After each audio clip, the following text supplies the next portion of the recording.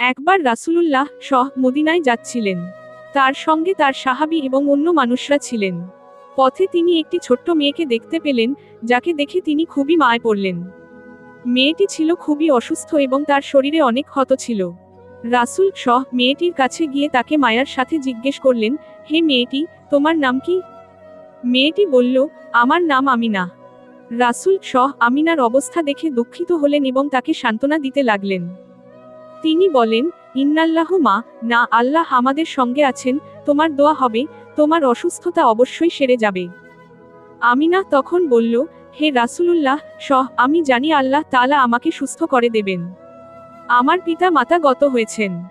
কিন্তু আপনি যখন আমাকে এত ভালোবাসা দেখিয়েছেন, আমার মনে হয় যে আল্লাহ তাআলা আমার জন্য কিছু ভালো রাখবেন। রাসূল তার কথা শুনে আরও একবার তাকে সান্ত্বনা দিলেন এবং বললেন, তোমার প্রার্থনা আল্লাহ শুনেছেন, তুমি ভালো হয়ে যাবে। এরপর রাসূল তার সাহাবীদের নির্দেশ দিলেন, মেয়েটির জন্য চিকিৎসার ব্যবস্থা করার জন্য। দিন কয়েক পর আমিনা পুরোপুরি সুস্থ হয়ে উঠল। সে আল্লাহর কাছে শুকরিয়া আদায় করল এবং রাসূল এর প্রতি তার ভালোবাসা আরও গভীর হয়ে গেল। এই গল্পটি আমাদের শিখায় যে আল্লাহর কাছে সবকিছু সম্ভব। সত্যিকারভাবে বিশ্বাস এবং ভালোবাসা দিয়ে আমরা মানুষের জন্য সাহায্য করতে পারি এবং আল্লাহ তাআলা আমাদের প্রচেষ্টা কবুল করেন।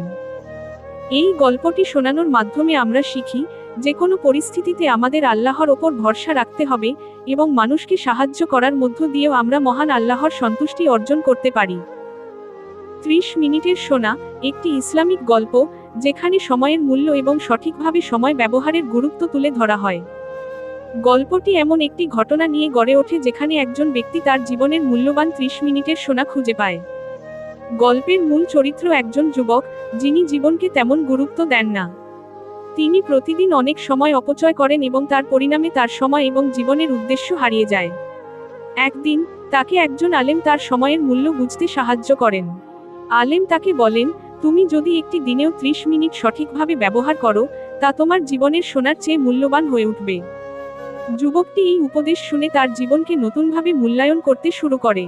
সে তার প্রতিদিনের সময়কে ভালোভাবে ব্যবহার করতে শুরু করে। কিছুদিন পর যুবকটি বুঝতে পারে, সঠিক সময় ব্যবহারের মাধ্যমে সে তার জীবনে অনেক বড় কিছু অর্জন করতে পারে। এই গল্পটি আমাদের শেখায় যে সময় হলো জীবনের সবচেয়ে মূল্যবান উপহার, এবং যদি আমরা